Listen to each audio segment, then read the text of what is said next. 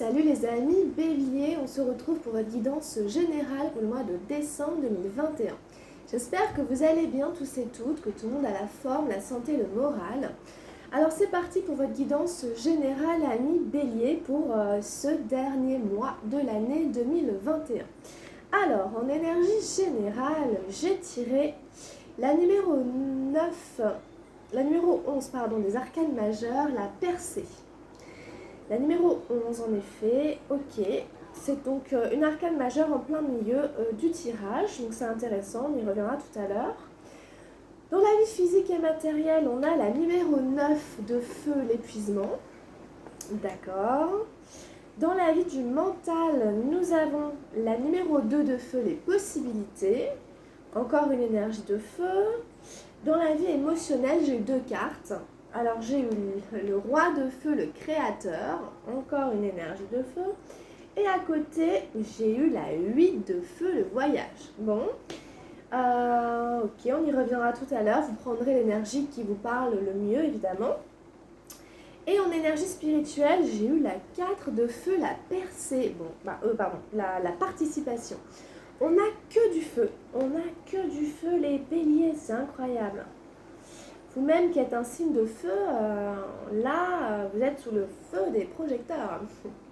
Alors on ira regarder avec l'oracle de la transformation. J'ai pris aussi une petite carte avec les murmures de guérison. Et puis on ira regarder avec les anges gardiens. Ok, donc les béliers, on n'a que du feu quasiment. Waouh.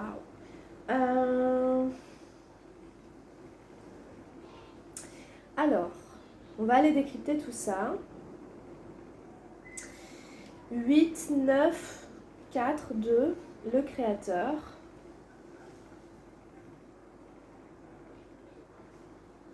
On sent, si vous voulez, qu'il y a de l'action. On sent qu'avec toute cette énergie de feu, il y a une puissance. Mais on sent aussi que vous traversez comme une zone un peu de turbulence. Et quelque part, peut-être que ce feu, ça peut vous aider aussi à vous propulser par rapport à ce que vous traversez. On y va. En énergie générale, la percée, la numéro 11. Donc même cette carte, elle est dans des couleurs feu que vous avez en dominante dans votre tirage. Hein, du rouge, du jaune. Ici, ça éclate. En fait, cette carte, en général, elle parle de sortir d'une espèce de déprime. Voilà. Peut-être que vous ne le saviez pas d'ailleurs, peut-être que c'est de manière inconsciente, peut-être que ça n'est pas tous les aspects de votre vie, voilà. En tout cas, il y a quelque chose qui sort du noir, il y a quelque chose qui sort de l'obscurité. On était comme derrière un mur qui nous empêchait de profiter de la lumière de vie, du soleil, de la vitalité. Et en fait, on va faire exploser ce qui nous empêchait de nous abreuver à la source de lumière de vie, qui peut être représentée par la lumière ou par le soleil, parce qu'il crée de la chaleur justement en nous et qui est source de vie, de moteur. Donc vous voyez bien, vous semblez effectuer une espèce de percée, c'est-à-dire voilà, sortir du néant, d'un néant quelconque, quel que soit l'endroit où il est situé dans votre vie, pour retrouver une espèce de vitalité, une espèce de forme, une espèce de santé. Donc vraiment pour les personnes pour qui c'est encore plus profond, c'est vraiment le côté sortir de la déprime, sortir de la dépression, retrouver le goût de la vie. Voilà. Donc c'est quand même au cœur de votre tirage. Donc vous allez quand même vers du positif. Donc ça c'est bien. Donc dans la vie physique et matérielle, on a l'épuisement, la numéro 9 de feu. Donc vous voyez, ça pourrait par exemple faire écho quand même à cette percée. Parce qu'apparemment, dans la vie physique, il y a quelque chose qui vous a mis par terre, il y a quelque chose qui vous a complètement épuisé. Ça pourrait être par exemple la suite d'un déménagement ou la suite d'une action que vous avez entreprise qui vous a coûté au niveau physique. Vous avez dû faire des efforts, vous avez dû peut-être vous battre. Voilà, vous avez beaucoup investi, beaucoup donné et ça vous a fatigué. Donc on a une espèce de fatigue physique ici, peut-être même nerveuse. En tout cas, c'est le corps, vous voyez, qui lâche un peu. On peut avoir du mal à se lever, à sortir du lit. On peut avoir du mal à faire les choses. On se sent épuisé. Donc, à partir de ça, c'est important en effet de prendre soin de vous, de prendre par exemple des vitamines, des compléments alimentaires, de vous requinquer, d'essayer de sortir, de marcher dans la nature, d'essayer de rebooster votre énergie. On voit bien sur cette carte un bonhomme qui a une espèce de pansement sur la tête, un bandana, on ne sait pas trop, et puis il y a tout du bric-à-brac autour de lui, c'est impossible de remettre de l'ordre dans l'immédiat dans tout ce fatras, donc il faut faire une pause ici. Voilà, comme le dit la carte, je suis épuisée ici physiquement, j'ai plus tellement la force de faire les choses. Donc vous êtes arrivé au bout de quelque chose ici, mais je pense qu'après, voilà, il y aura autre chose, c'est la fin d'un cycle, c'est un numéro 9, après c'est un numéro 10. Donc peut-être que c'est la fin d'une période extrêmement difficile, extrêmement lourde, extrêmement pesante, qui vous a fatigué, qui vous a épuisé, peut-être aussi sur le plan moral, mais là quand même c'est beaucoup le physique en fait, le corps. Et puis vous allez sûrement en effet faire cette percée.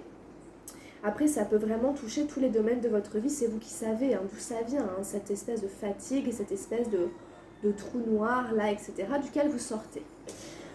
On sent que c'est des énergies qui restent un peu et que vous allez traverser en décembre.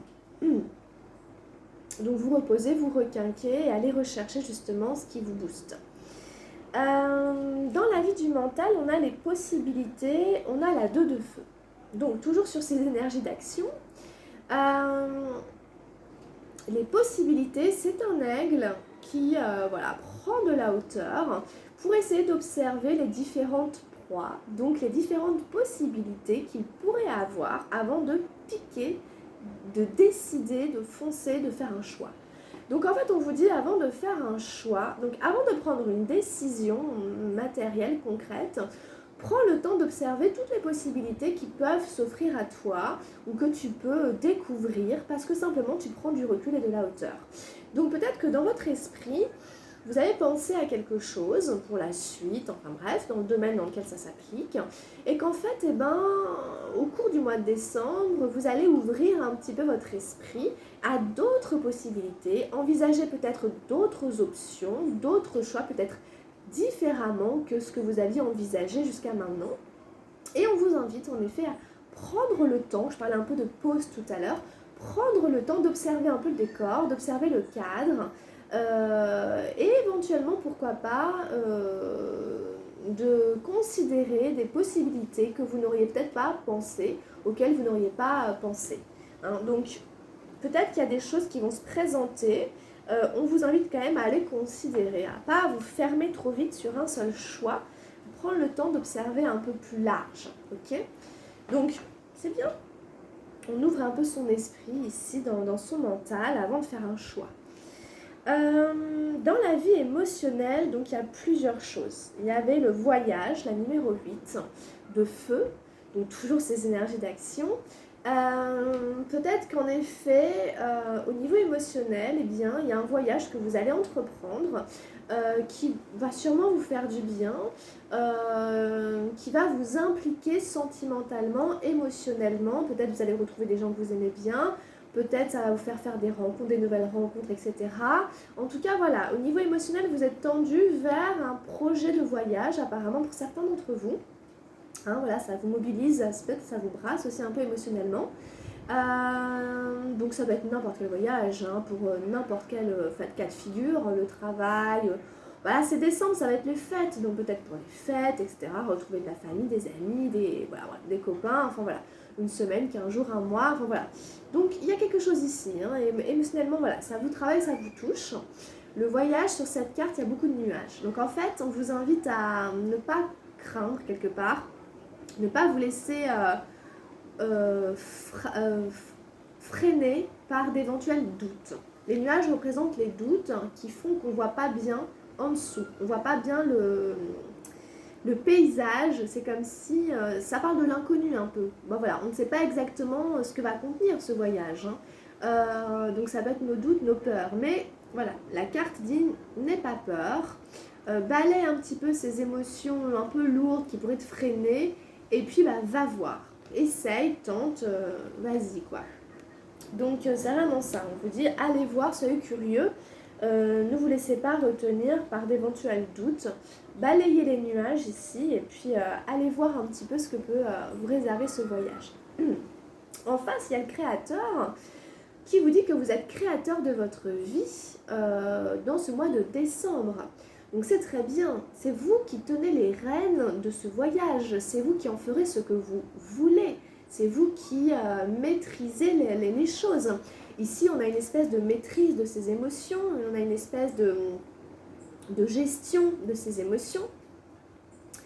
Je vais peut-être éternuer, pardon. Voilà, bon, c'est passé. Vous voyez, le créateur, c'est l'artisan de sa vie. Il a une espèce de boule de feu dans ses mains. C'est de l'énergie, c'est son propre pouvoir, c'est ce qu'il est capable de créer, hein, ce qu'il est capable de faire. Donc ici, voilà, je crée mon voyage, je le façonne comme j'ai envie, comme il me plaît. Et je suis à la tête, je suis aux commandes hein, de ma vie émotionnelle, sentimentale, etc. Donc ici, on a le pouvoir en quelque sorte, on a le pouvoir de créer ce qu'on souhaite, peut-être aussi vivre, rencontrer pendant ce voyage. C'est vraiment l'idée qu'on ne va pas le subir, mais plutôt qu'on va en être l'artisan. Voilà, le créateur, je suis artisan de ma vie. Donc c'est une super belle carte. Donc voilà, vous voyez, hein, le rapport ici, c'est quand même assez chouette. Alors, dans la vie spirituelle, on a la numéro 4 de feu, la participation. Alors, cette numéro 4 de feu, elle peut faire penser aux possibilités, puisqu'on avait la numéro 2, puis elle est juste au-dessus. Mais en fait, si vous voulez, bon, la participation, c'est plutôt vous questionner sur est-ce que vous vous impliquez, est-ce que vous participez. Là, à mon avis, c'est peut-être pour certains béliers qui n'ont pas forcément de vie spirituelle, entre guillemets, c'est-à-dire de pratique en fait, de pratique spirituelle au quotidien. Voilà, c'est plutôt des gens ici, justement, vous questionnent quel est votre rapport à la spiritualité. Est-ce que vous vous impliquez d'une manière ou d'une autre dans une forme de spiritualité ou pas? La participation dit plutôt qu'on est en retrait. On est en retrait par rapport à une quelconque vie spirituelle. Mais c'est simplement que le tarot vous fait un petit clin d'œil pour vous rappeler que, voilà, peut-être qu'une pratique spirituelle pourrait vous aider, vous faire du bien. Peut-être que ça peut faire partie des possibilités à prendre en compte aussi. Je ne sais pas, après je fais des raccourcis, mais c'est vous qui savez. Hein. Voilà, donc en tout cas c'est ce que dit la 4 de feu, vous semblez vous être désinvestir d'une pratique, d'une vie spirituelle. Voilà, donc ici, bon, c'est vous qui voyez, hein. En tout cas, voilà, le tarot vous le montre ici. Voilà, on n'a plus du tout ici d'activité spirituelle. Bon.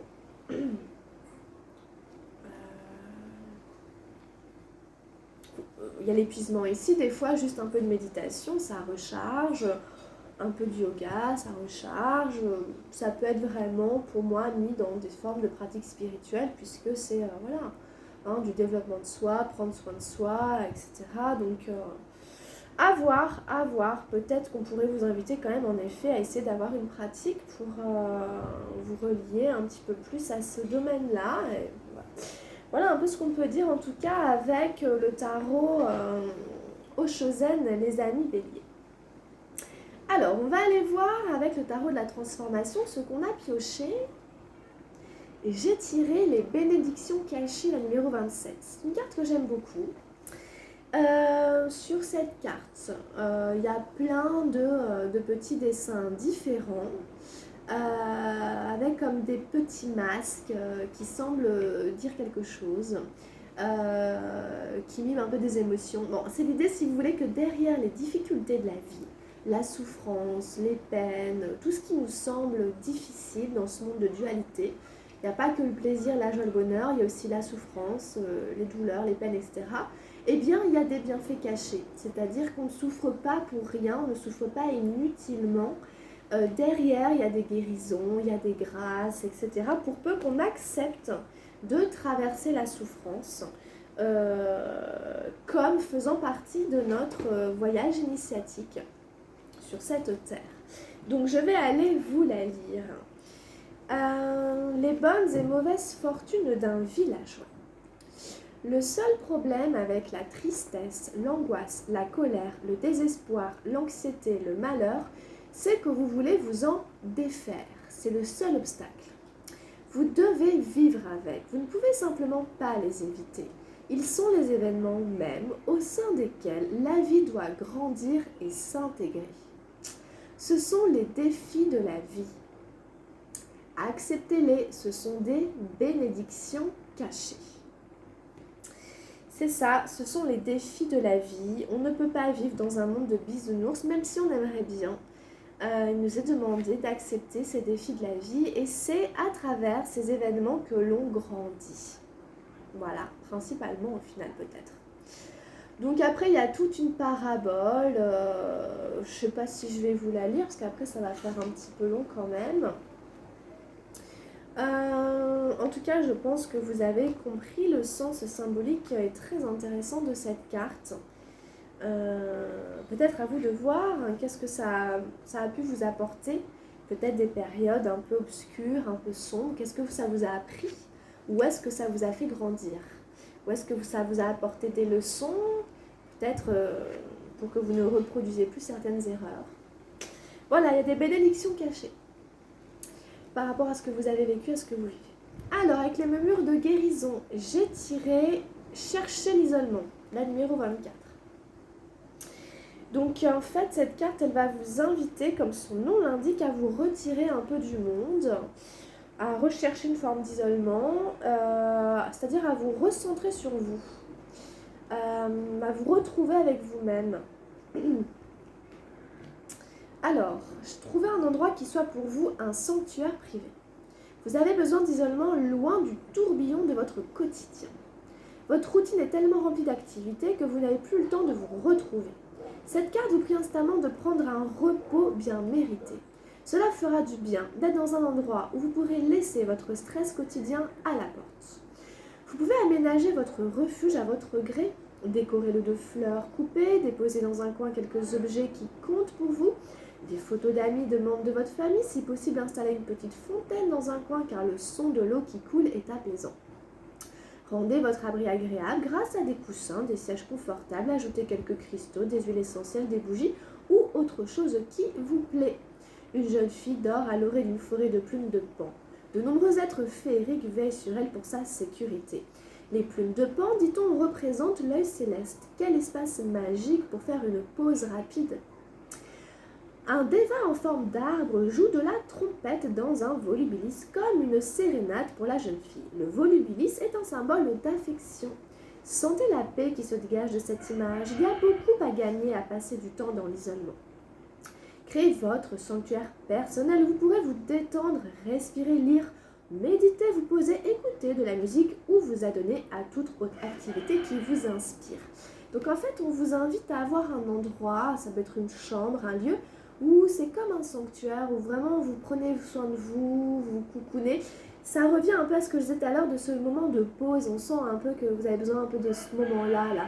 Donc comme dans une petite bulle, un endroit voilà, un moment où vous faites une pause et surtout un endroit voilà, que vous vous aménagez, où vous vous sentez ressourcé grâce aux objets que vous mettez qui vous apportent de l'énergie, de la bonne humeur, une bonne vibration, que ce soit des bougies, de l'encens, des photos, des cristaux, je sais pas, des choses qui peuvent vous faire du bien.